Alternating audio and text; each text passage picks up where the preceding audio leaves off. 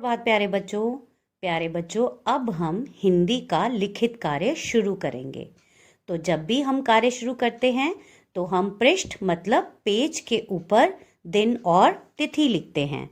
तो आप सबसे पहले पृष्ठ की पहली लाइन में आज का दिन लिखेंगे और यहाँ दिए गए बक्से में आज की तिथि लिखेंगे और इसके पश्चात आप कार्य का शीर्षक मतलब हेडिंग लिखेंगे।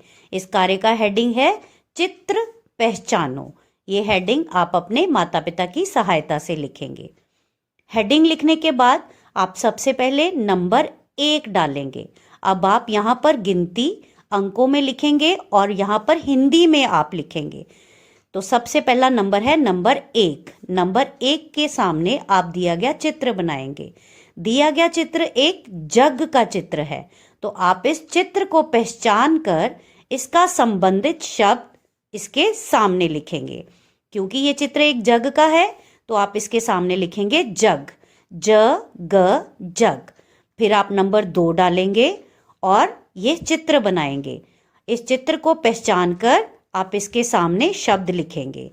यह चित्र एक खत का चित्र है तो आप लिखेंगे खत। इसके पश्चात आप नंबर 3 डालेंगे और दिया गया चित्र बनाएंगे। ध्यान से इस चित्र को देखिए।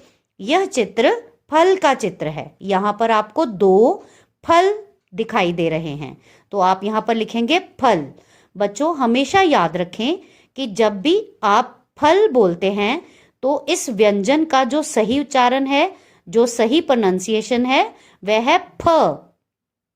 आप अपने दोनों होठों को, अपने दोनों लिप्स को बंद करते हुए जोर से बोलेंगे फ, फल। इसे हम फल नहीं कहते, फल कहना गलत होता है। ये शब्द है फल।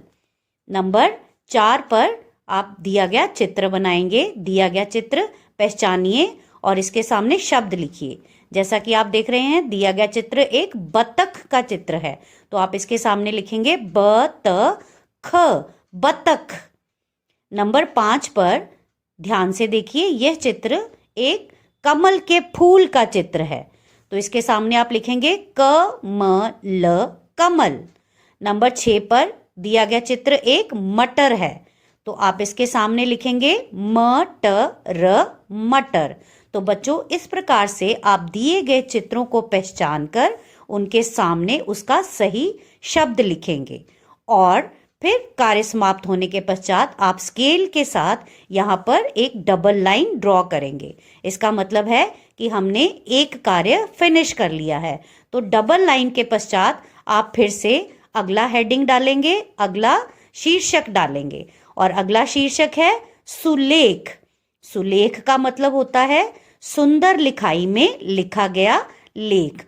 तो आप ये दी गई 2 लाइंस, 2 पंक्तियां अपनी नोटबुक में, अपनी कॉपी में सुंदर लिखावट के साथ लिखेंगे। तो चलिए लिखने से पहले इन 2 पंक्तियों को, इन 2 वाक्यों को हम अच्छे से पढ़ते हैं। तो चलिए पढ़ना शुरू करते हैं। पहला शब्द है गगन फल चख। गगन फल चख। वाक्य समाप्त होने के पश्चात आप एक डंडा लगाएंगे। इस डंडे को हम हिंदी में पूर्ण विराम कहते हैं। मतलब कि यहां पर ये वाक्य समाप्त हो गया है। अगली लाइन में आप अगला वाक्य लिखेंगे इधर उधर मत टहल। इधर उधर मत टहल।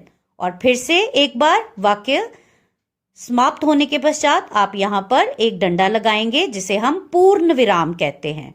और इस प्रकार से आप इन दोनों वाक्यों को 2 लाइंस में सुंदर लिखावट के साथ लिखेंगे। और फिर से कार्य समाप्त होने के पश्चात आप स्केल के साथ एक डबल लाइन लगाएंगे। तो बच्चों इस प्रकार से आप इस कार्य को अपनी कार्य पुस्तिका मतलब अपनी नोटबुक पर लिखेंगे। धन्यवाद प्यारे बच्चों।